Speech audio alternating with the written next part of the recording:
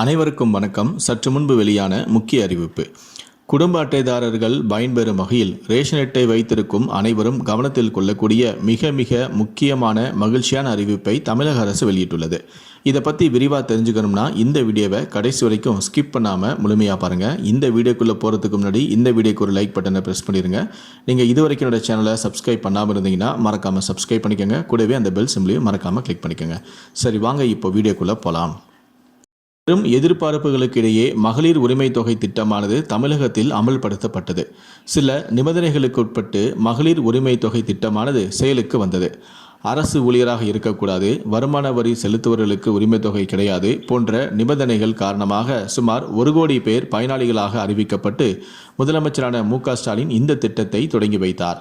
இதையடுத்து தகுதி இருந்தும் தங்களுக்கும் உரிமை தொகை கிடைக்கவில்லை என பலர் முற்றுகையிட்டதை தொடர்ந்து அவர்களுக்கு மீண்டும் மேல்முறையீடு செய்ய வாய்ப்பளிக்கப்பட்டது. தொடர்ந்து விண்ணப்பங்கள் பெறப்பட்டு பரிசீலிக்கப்பட்ட நிலையில் தற்போது சுமார் 1,15 லட்சம் பேர் மாதந்தோறும் மகளிர் உரிமை தொகையை பெற்று வருகிறார்கள். தமிழகத்தில் ஏறக்குறைய 2.5 கோடி குடும்ப அட்டைகள் இருக்கும் நிலையில் பாதி பேருக்கு மட்டுமே உரிமை தொகை வழங்கப்பட்டதாக எதிர்க்கட்சிகளும் விமர்சித்தன. இந்த நிலையில்தான் மக்களவைத் தேர்தல் அறிவிக்கப்பட்டதால் புதிதாக மகளிர் உரிமை தொகை பயனாளிகளை தேர்ந்தெடுப்பதில் சிக்கல்களும் ஏற்பட்டது. இதற்கிடையே மக்களவைத் தேர்தல் நிறைவடைந்தவுடன் ஏற்கனவே விண்ணப்பம் நிராகரிக்கப்பட்டவர்கள், இதுவரை விண்ணப்பிக்காதவர்கள் என கூடுதலாக பயனாளிகள் இணைக்கப்படுவார்கள் என எதிர்பார்க்கப்படுகிறது.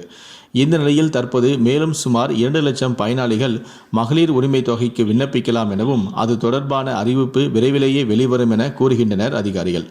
2023 ஜனவரி மாதத்தில் இருந்து மகளிர் உரிமை தொகைக்காக விண்ணப்பித்தவர்களின் தகுதி சரிபார்ப்பு உள்ளிட்ட நடைமுறைகள் இருந்த நிலையில் புதிதாக திருமணம் செய்தோர் மற்றும் குடும்ப அட்டைக்கு விண்ணப்பித்தோர் என சுமார் 2 லட்சம் பேருக்கு குடும்ப அட்டை வழங்கப்படாமல் இருக்கிறது.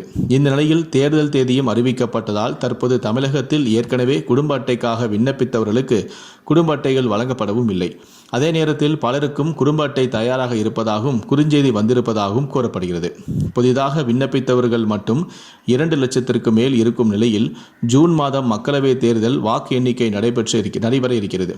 அப்போது தேர்தல் நடத்தை விதிமுறைகள் விலக்கிக் கொள்ளப்படும்.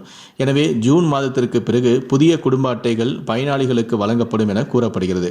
இதையடுத்து புதிதாக குடும்ப அட்டை பெற்றவர்கள் ஏற்கனவே விண்ணப்பித்தவர்களுக்கும் மீண்டும் விண்ணப்பிப்பதற்கான அறிவிப்பை தமிழக அரசு வெளியிடும் எனவும் இதற்காக நிதி ஒதுக்கீடு உள்ளிட்ட விவரங்கள் குறித்து தற்போது அதிகாரிகள் ஆய்வு நடத்தி வருவதாகவும் கூறப்படுகிறது.